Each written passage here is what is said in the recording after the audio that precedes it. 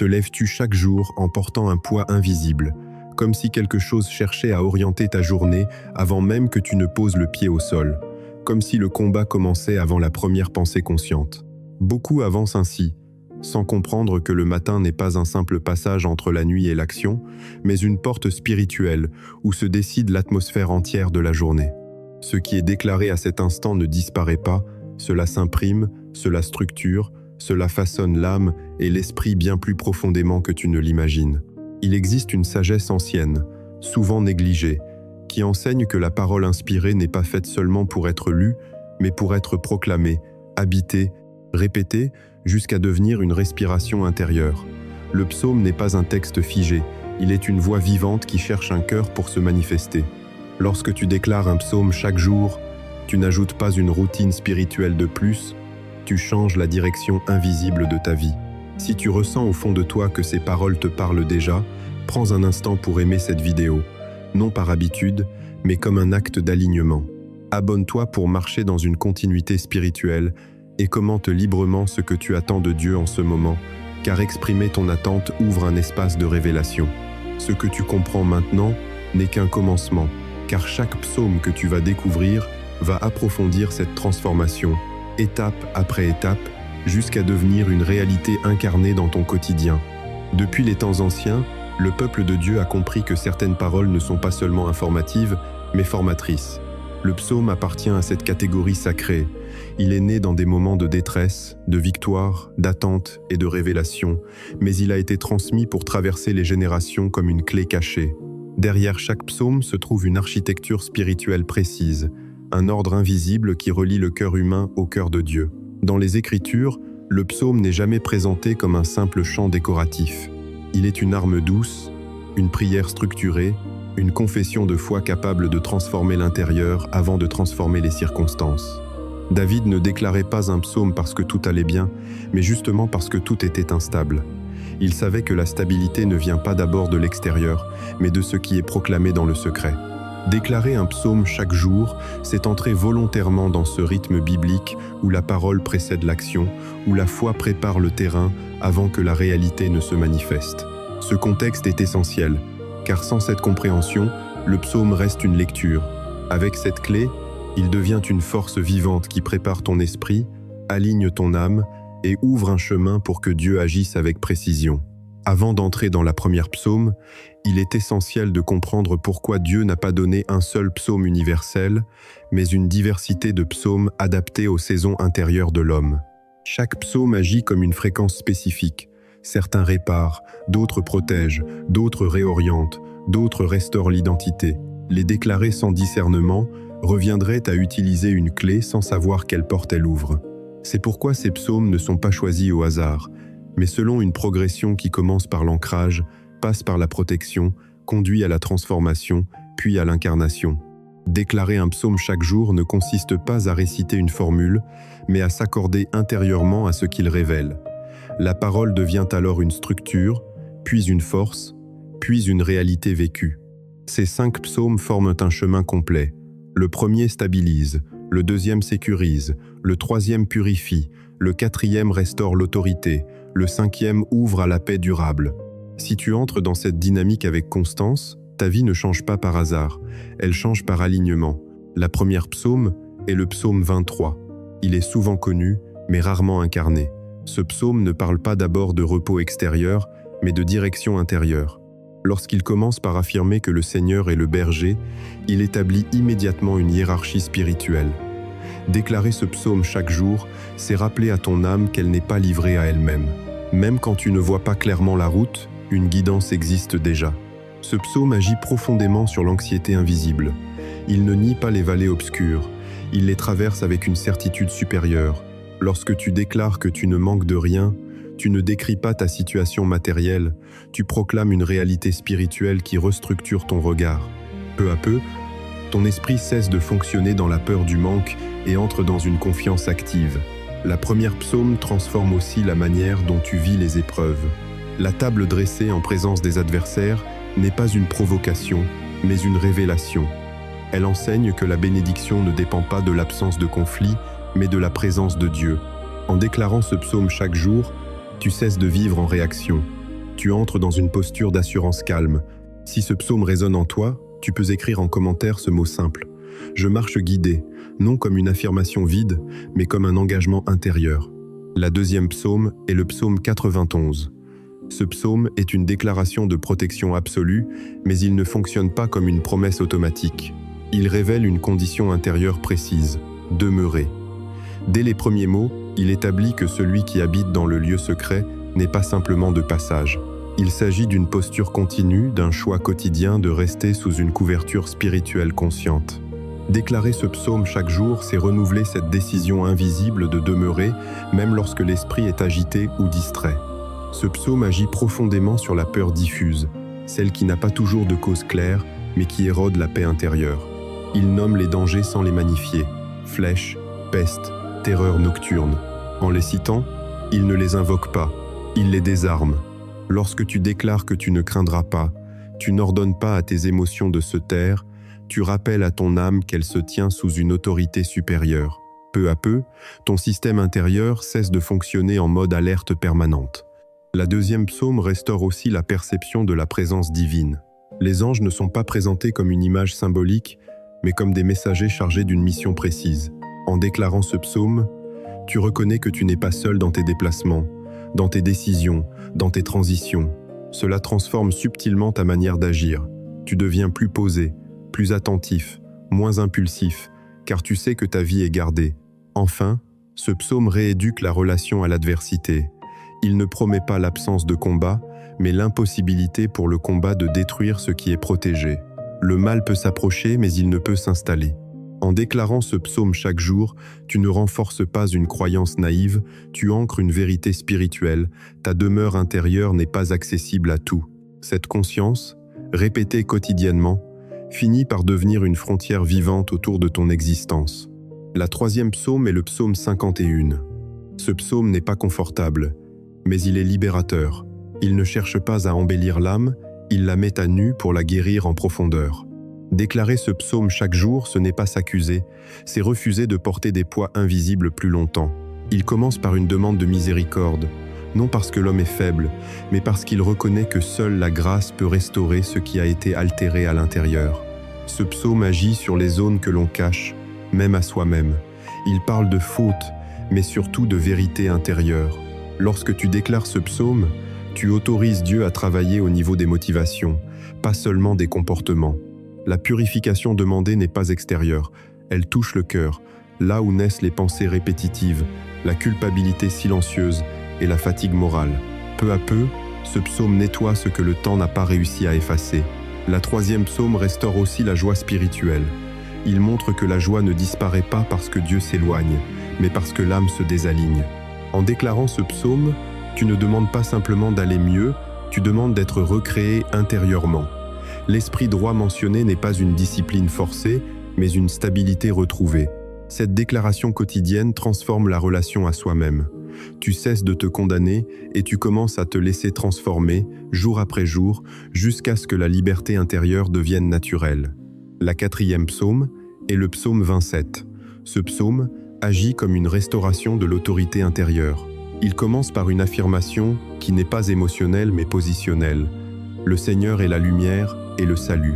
En déclarant ce psaume chaque jour, tu ne cherches pas à te convaincre, tu rappelles à ton âme qui gouverne réellement ta vie. La lumière évoquée ici n'est pas seulement une clarté extérieure, elle est une lucidité intérieure qui dissipe la confusion, les hésitations répétées et les décisions prises dans la peur. Ce psaume travaille profondément sur la peur de l'avenir. Il nomme l'ennemi, l'adversité, la menace, mais il les place immédiatement dans une perspective de stabilité. Lorsque tu déclares que ton cœur ne tremble pas, tu n'ignores pas les circonstances, tu refuses qu'elles dictent ton état intérieur. Peu à peu, ce psaume rééduque ton réflexe intérieur. Là où tu aurais réagi par retrait ou inquiétude, une assurance calme commence à s'installer. La quatrième psaume restaure aussi la capacité d'attendre sans s'affaiblir. L'attente évoquée n'est pas passive, elle est confiante. Elle transforme l'impatience en maturation. En déclarant ce psaume chaque jour, tu apprends à ne plus forcer les portes, mais à te tenir ferme jusqu'à ce que le chemin s'ouvre naturellement. Si ce psaume résonne avec une saison que tu traverses actuellement, tu peux écrire en commentaire cette phrase simple : « Je choisis la confiance ». comme un acte intérieur qui scelle cette déclaration dans ta vie. La 5e psaume est le psaume 4. Ce psaume agit sur le repos intérieur et la maîtrise émotionnelle. Il ne s'adresse pas à un corps fatigué, mais à un esprit agité. En déclarant ce psaume chaque jour, tu apprends à déposer ce qui t'agite avant qu'il ne se transforme en trouble profond. Il enseigne une discipline douce, réfléchir dans le silence, se calmer avant la nuit, ne pas laisser les émotions gouverner l'âme. Ce psaume restaure la paix qui ne dépend pas des réponses immédiates. Il montre que la sécurité véritable ne vient pas de la résolution rapide des problèmes, mais de la confiance déposée au bon endroit. Lorsque tu déclares que tu te couches et que tu dors en paix, tu n'affirmes pas un confort extérieur, tu proclames un état intérieur protégé. Peu à peu, ton sommeil devient réparateur, ton esprit cesse de tourner en boucle et ton cœur apprend à se reposer sans se défendre. La 5e psaume agit enfin comme un sceau quotidien. Il ferme la journée comme les autres psaumes ouvrent le matin. En le déclarant, tu confies consciemment ta nuit, ton inconscient et tes pensées silencieuses à Dieu. Cette pratique quotidienne transforme la manière dont tu traverses le temps. La vie ne devient pas parfaite, mais elle devient alignée, stable et paisible, parce que chaque psaume déclaré a préparé ton intérieur à recevoir ce que Dieu déploie à l'extérieur. Après avoir traversé chaque psaume, une compréhension plus profonde s'impose. Les psaumes ne fonctionnent pas comme des formules isolées, mais comme des révélateurs de lois spirituelles constantes. Ils mettent en lumière des principes invisibles qui gouvernent la transformation intérieure durable. Sans ces principes, la déclaration resterait ponctuelle. Avec eux, elle devient structurante. Ce qui a été proclamé commence alors à s'organiser, à s'enraciner, à produire un fruit stable. Ces principes ne s'apprennent pas seulement avec l'intellect, ils se discernent par l'expérience répétée. Ils expliquent pourquoi certains voient des changements profonds, alors que d'autres répètent les mêmes paroles sans impact. Ici, il ne s'agit plus de connaître les psaumes, mais de comprendre ce qui les rend vivants. Ces principes vont révéler comment la parole déclarée descend de l'esprit vers l'âme, puis s'incarne dans les choix, les attitudes et la manière de vivre chaque jour. Le premier principe spirituel est celui de la constance alignée. Une parole spirituelle n'agit pas par intensité émotionnelle, mais par fidélité consciente. Lorsque tu déclares un psaume chaque jour, tu ne cherches pas une sensation nouvelle, tu construis une structure intérieure stable. La constance n'est pas une répétition mécanique, elle est un engagement intérieur renouvelé. Ce principe enseigne que l'âme se transforme par exposition prolongée à la vérité. Plus une parole est déclarée dans un esprit calme et attentif, plus elle descend profondément. Ce n'est pas la durée qui transforme, mais la régularité habitée. La constance alignée fait taire la dispersion intérieure. Elle apprend à l'esprit à rester présent, à ne plus sauter d'un espoir à un autre. Avec le temps, ce principe crée une solidité intérieure qui ne dépend plus des circonstances. La vie devient moins réactive, plus ancrée. Si tu ressens que tu as souvent commencé sans persévérer, tu peux écrire en commentaire cette phrase simple « Je choisis la constance », non comme une promesse, mais comme une décision intérieure. Le deuxième principe spirituel est celui de la parole incarnée. Une déclaration ne transforme réellement que lorsqu'elle est acceptée comme une réalité à vivre et non comme une idée à réciter. Ce principe révèle que la parole spirituelle cherche toujours un prolongement dans l'attitude. Lorsque tu déclares un psaume, ton esprit commence à s'ajuster, puis tes choix suivent. La paix déclarée appelle des choix de paix. La confiance proclamée appelle des renoncements à la peur. La parole incarnée demande une cohérence douce, jamais forcée. Elle transforme progressivement les réflexes intérieurs. Tu commences à penser différemment, à réagir différemment, à parler différemment. Ce principe explique pourquoi certaines déclarations semblent silencieuses au début. Elles travaillent en profondeur avant d'être visibles.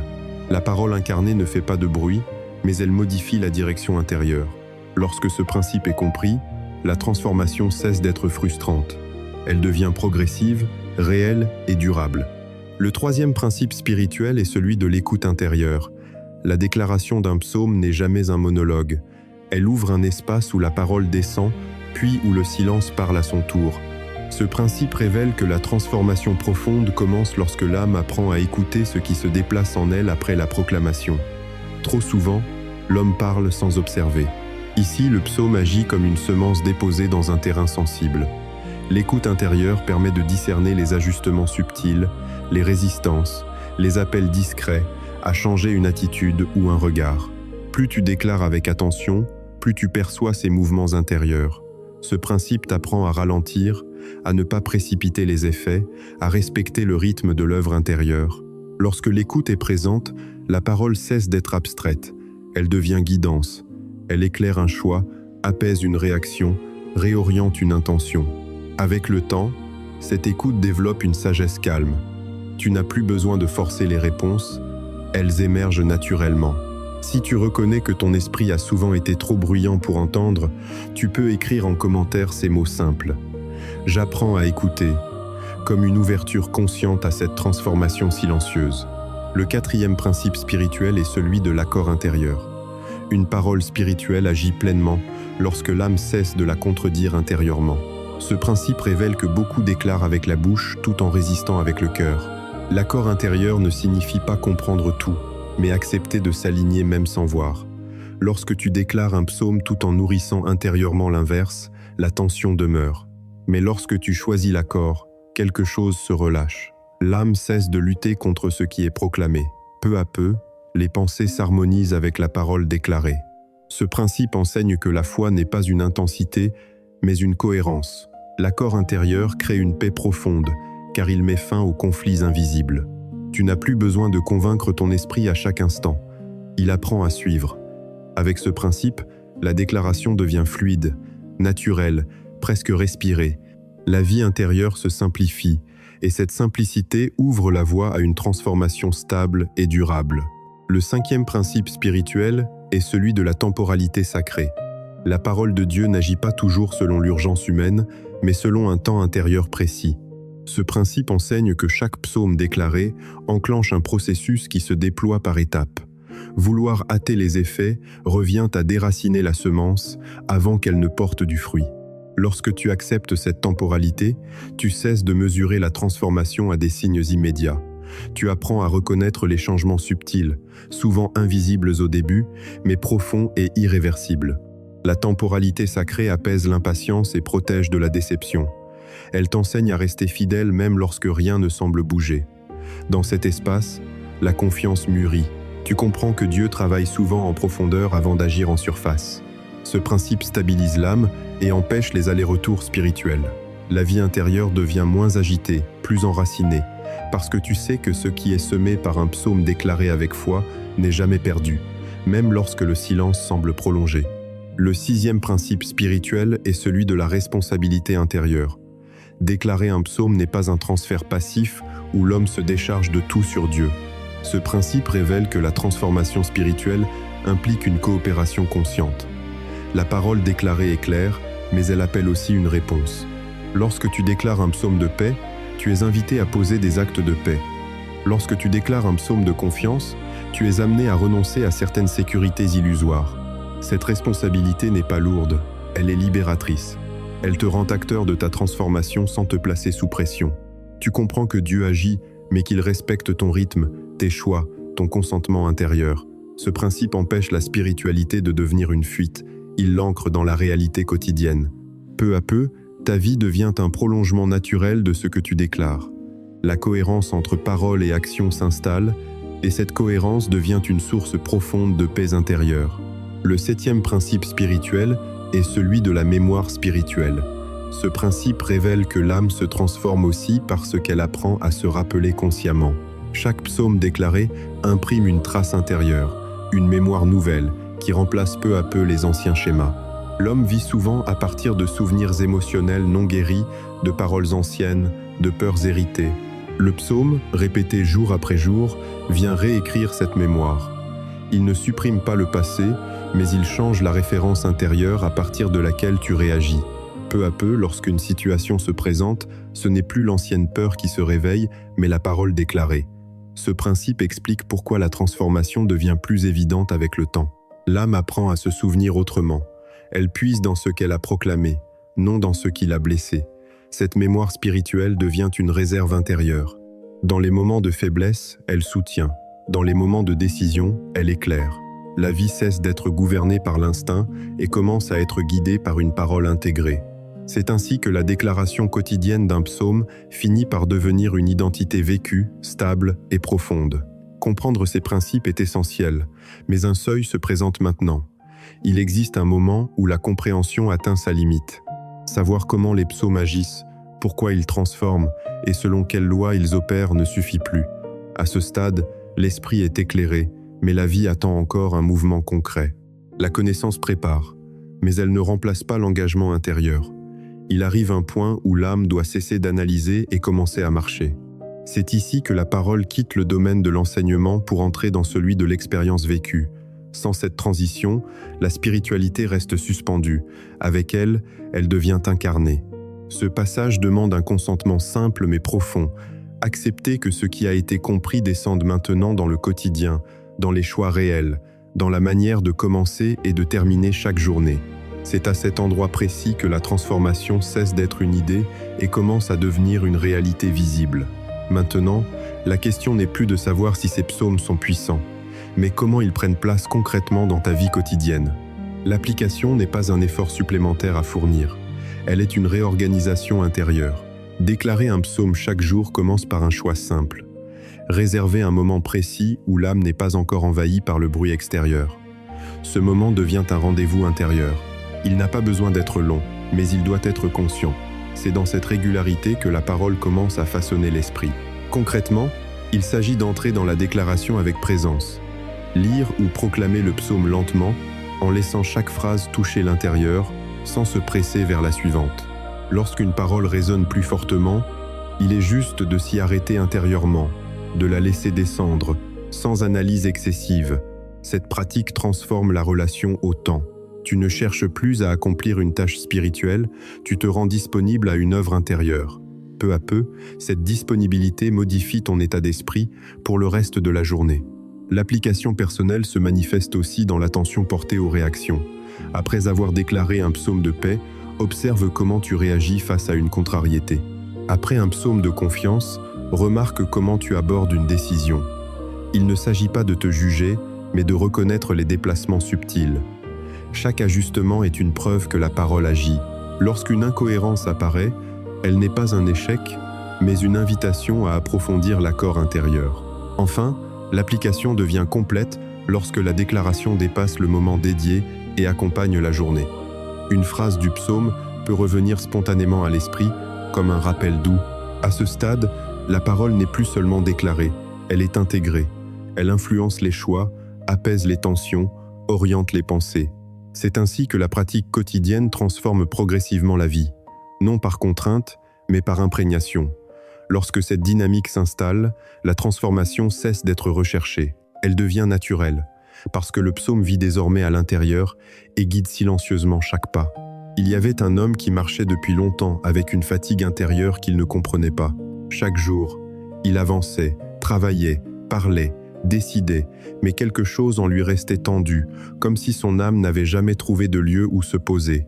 Un matin, il entendit parler d'une parole ancienne transmise de génération en génération, une parole qui ne promettait pas de supprimer les épreuves, mais de transformer celui qui les traverse. Il ne comprit pas tout, mais quelque chose en lui reconnut une vérité plus profonde que ses raisonnements. Il commença simplement. Chaque jour, au même moment, il déclarait un psaume. Au début, rien ne semblait changer. Les circonstances restaient les mêmes, les questions aussi. Pourtant, sans qu'il s'en rende compte, son regard se modifiait. Là où il réagissait autrefois avec inquiétude, un espace de silence apparaissait. Là où il se sentait pressé, une patience nouvelle prenait place. Le psaume ne modifiait pas immédiatement le chemin, mais il transformait celui qui marchait sur ce chemin.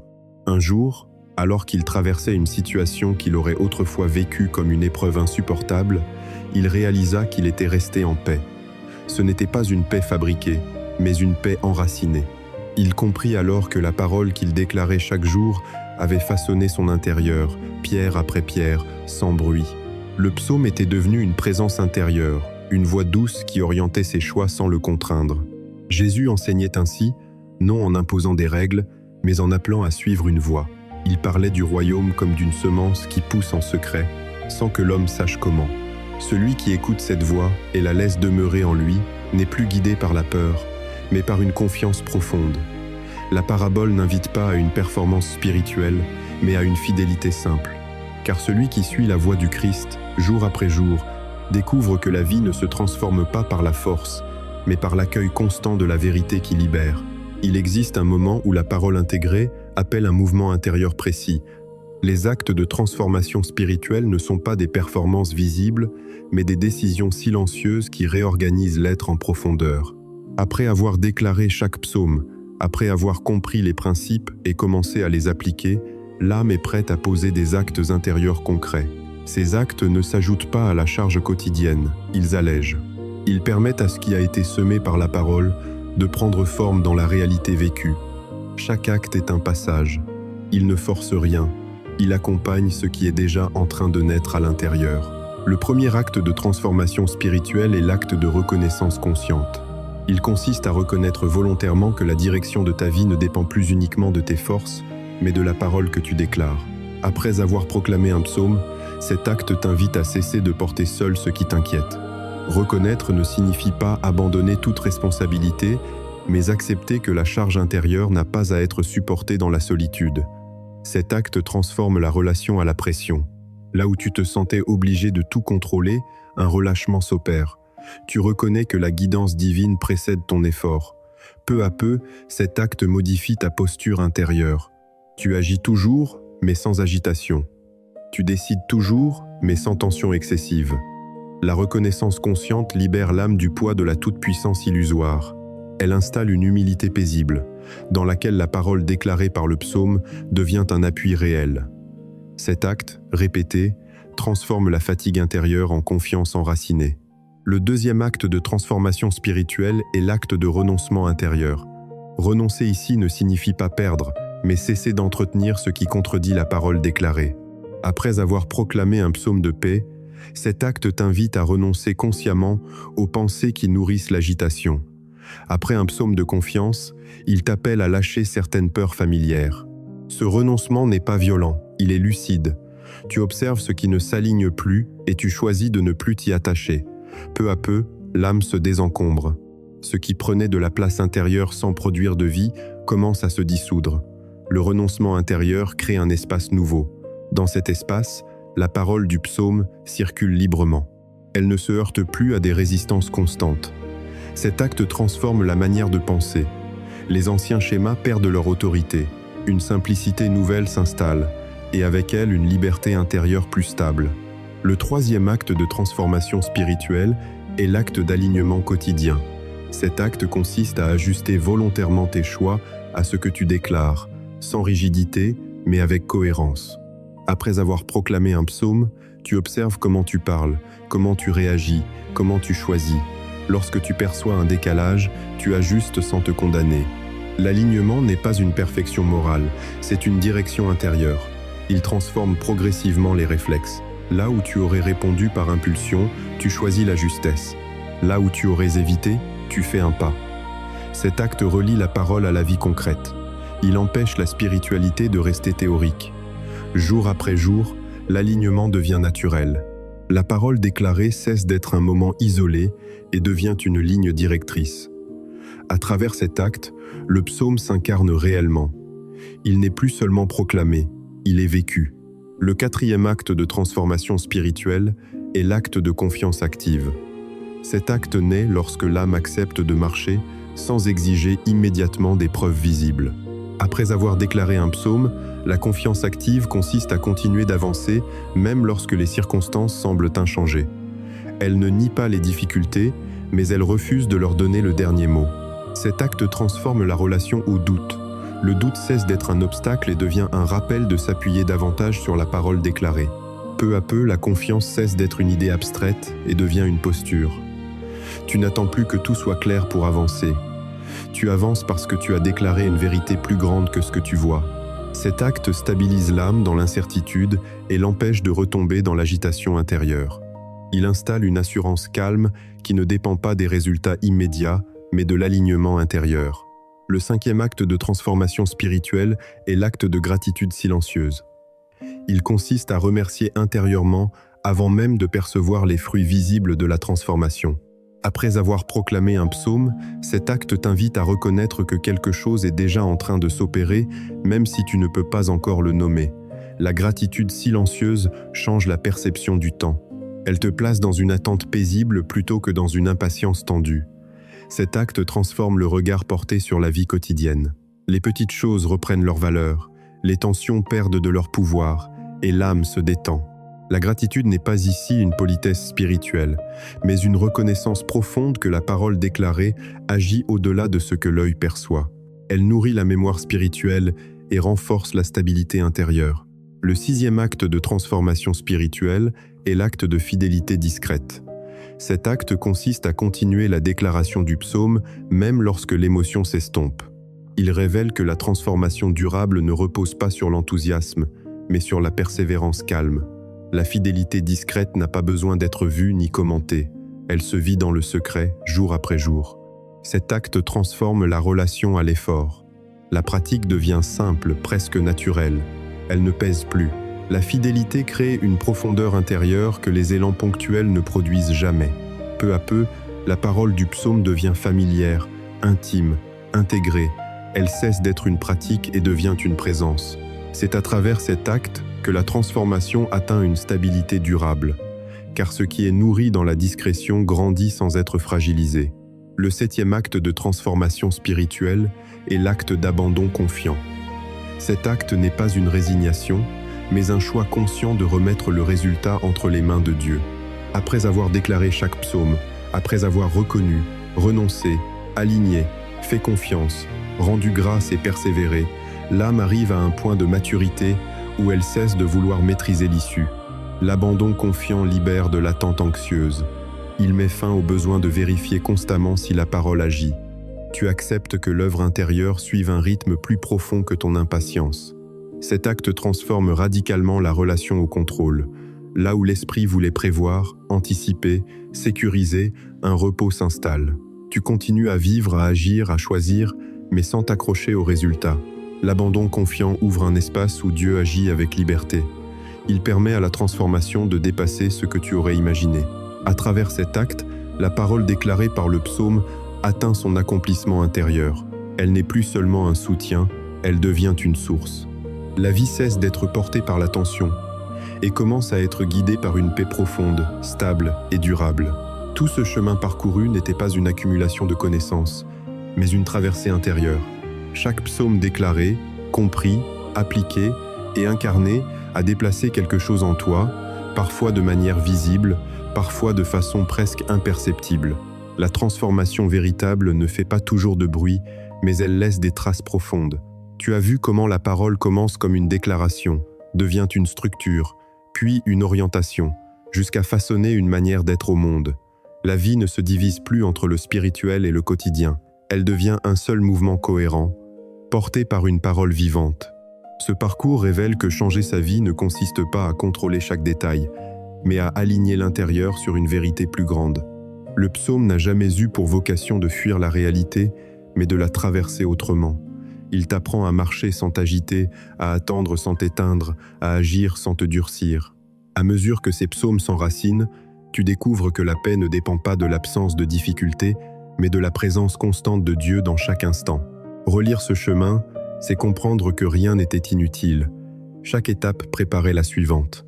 Chaque résistance révélait un lieu à guérir. Chaque silence était un travail invisible. La transformation n'est pas spectaculaire. Elle est fidèle. Elle se reconnaît à cette stabilité nouvelle, à cette clarté intérieure, à cette confiance qui ne cherche plus à se prouver. Ce que tu as reçu ici n'est pas une méthode à consommer, mais une voie à habiter. Et cette voie t'amène naturellement vers un dernier mouvement, non plus de compréhension, mais de remise confiante, là où la parole se transforme en prière vivante. Avant d'entrer dans ce moment, il est important que ton cœur se dispose pleinement. La prière n'est pas une conclusion formelle, elle est un passage. Elle n'est pas un ajout après l'enseignement, elle est l'espace où tout ce qui a été compris, déclaré et intégré est remis entre les mains de Dieu. Maintenant, il ne s'agit plus d'écouter, mais de consentir intérieurement. Laisse tomber toute tension, toute attente pressée, toute volonté de contrôler. Approche ce moment comme on entre dans un lieu sûr, avec simplicité et vérité. Ce que tu as déclaré par chaque psaume trouve ici son accomplissement silencieux. Ouvre ton cœur, non pour demander davantage, mais pour laisser Dieu faire ce qu'il sait faire, au-delà de tes mots. Seigneur Dieu, je viens devant toi avec un cœur ouvert et sincère. Je te remercie pour chaque psaume que tu as placé sur mon chemin comme une lumière pour mes pas et une structure pour mon âme. Aujourd'hui, je ne viens pas te convaincre, je viens m'abandonner. Tu connais ce que je porte, ce que je combats, ce que je tais, ce que je n'arrive même plus à formuler. Rien n'est caché devant toi, et pourtant tu m'accueilles sans reproche. Je te rends grâce pour la parole que j'ai déclarée jour après jour, même lorsque je ne voyais pas de changement immédiat. Je reconnais maintenant que tu agissais en profondeur. Là où mon esprit était agité, tu installais la paix. Là où mon cœur était lourd, tu déposais une espérance nouvelle. Là où je doutais de ma route, tu affermissais mes pas. Seigneur, je te remercie pour cette œuvre invisible que nul regard humain ne pouvait mesurer, mais qui transforme toute ma vie. Je te remets mes pensées, celles qui reviennent sans cesse et qui cherchent à m'éloigner de la confiance. Je te remets mes peurs, anciennes ou récentes, conscientes ou enfouies. Je te remets mes attentes déçues, mes blessures silencieuses, mes fatigues intérieures. Que chaque psaume que j'ai déclaré devienne maintenant une réalité vivante en moi. Que ta parole ne reste pas à la surface de mon esprit, mais qu'elle descende jusque dans les profondeurs de mon être. Seigneur Jésus, toi qui es la parole vivante, apprends-moi à te suivre sans résistance. Là où je veux encore contrôler, apprends-moi l'abandon confiant. Là où je me crispe, apprends-moi le repos. Là où je cherche des réponses immédiates, apprends-moi la patience. Que ma vie entière s'accorde avec ce que j'ai proclamé. Que mes choix, mes paroles, mes silences reflètent la paix que tu installes en moi. Je te confie mes journées à venir. Que chaque matin soit guidé par la parole que j'ai déclarée. Que chaque décision soit éclairée par ta sagesse. Que chaque difficulté devienne un lieu où ta fidélité se manifeste. Je renonce à porter seul ce qui m'épuise. Je choisis de te faire confiance, même lorsque le chemin reste voilé. Je sais maintenant que tu marches devant moi. Seigneur, grave ta parole dans mon cœur, fais-en une mémoire vivante qui me soutient lorsque je faiblis et qui m'élève lorsque je doute. Que chaque psaume devienne une source intérieure, une voix douce qui m'oriente sans me contraindre. Je te rends toute la gloire pour l'œuvre que tu accomplis, non selon mes attentes, mais selon ton amour parfait. Je te remercie pour la transformation déjà à l'œuvre et pour celle qui continue de se déployer. Je me repose en toi, je te fais confiance. Et je marche désormais dans la paix que tu donnes, aujourd'hui et pour toujours. Amen.